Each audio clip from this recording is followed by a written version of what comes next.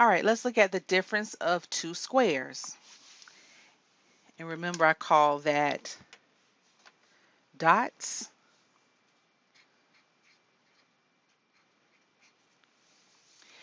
So, difference of two squares. Where have we've seen this before? We saw this in the special cases portion whenever we multiplied two binomials where you had a positive sign and a negative sign, and the first and last terms were the same.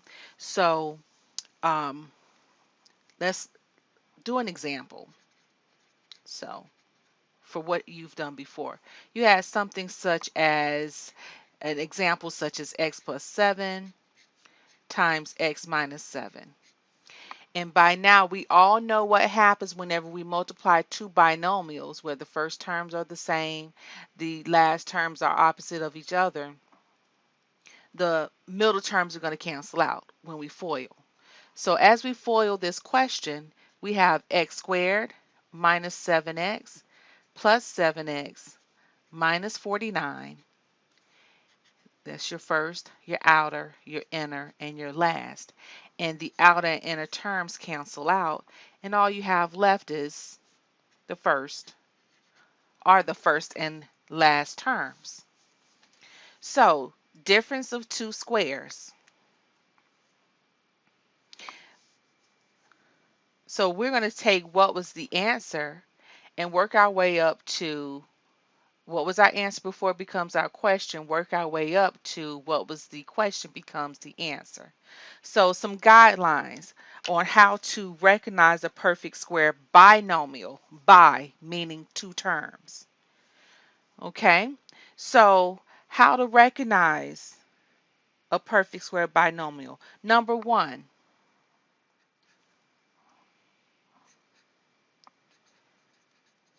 there must be two terms. Okay, number two, both terms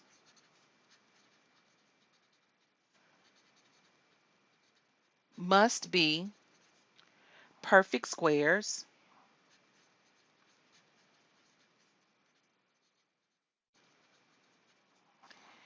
And number three, and this is the most important piece to this, there must be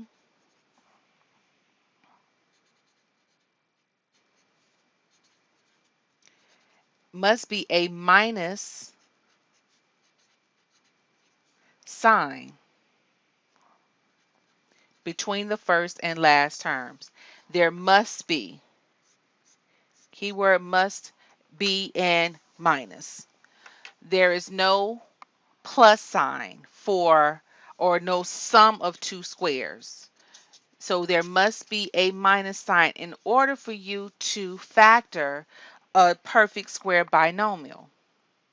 So let's look at example one. We have b squared minus 9, and we want to factor that binomial, the perfect square binomial.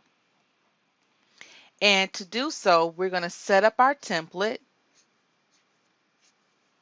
our two sets of parentheses, keeping in mind that what's shown here are the first and last terms. And we also have the minus sign. Remember, there must be a minus sign. So think about your sign rules that we've gone over before when we talked about the trinomials and being when the sign of the last term is negative. When the sign of the last term is negative, you have different signs. So now that the template has been set up, let's fill in the factors. First term, what times what would give us b squared?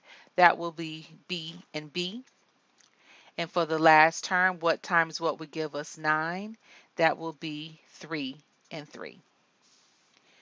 Now, the solution to the difference of two squares, factoring a difference of two squares, you have two sets of parentheses. It will not be a binomial squared as we did with the previous section, the trinomials.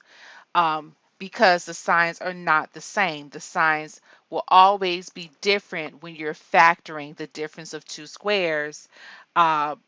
recognizing that the binomial is a perfect square.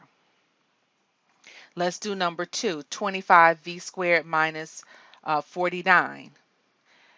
We have two terms. Both terms are perfect squares, and we do have the minus sign between the first two terms. Therefore, we can set up our template. Signs are going to be opposites of each other, and fill in the first term. So in the last terms.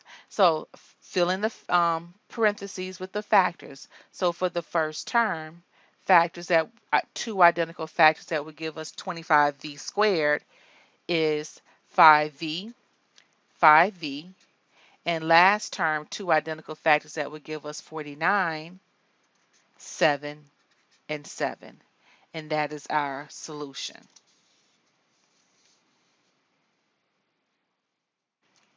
And we're finished factoring. Example 3, negative 15y squared plus 135. We have two terms. Both terms are not perfect squares, and then there isn't a minus sign between those two terms. So before we can say that we cannot factor this question, ask yourselves, is there a GCF that can be factored out?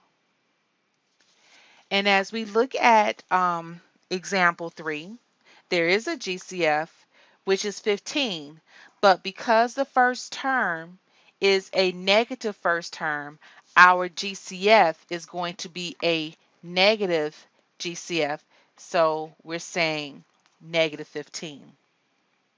So we're going to factor out negative 15, and as we factor out the negative 15, remember the signs are going to change. So dividing negative 15 from out of negative 15y squared gives us positive y squared, and dividing 15 out of 135 gives us a negative 9. So GCF was factored out. Now look at your binomial. Does it satisfy these three rules? Two terms, yes. Both terms are now perfect squares. And then there is a minus sign between those two terms. So we can factor out factor the y squared minus 9. Opposite signs. Fill in the factors of the first term, in which we will have y and y. Fill in the factors of the last term, we have 3 and 3. And don't forget about the negative 15, the GCF at the beginning. So our solution is negative 15 times y plus 3 times y minus 3.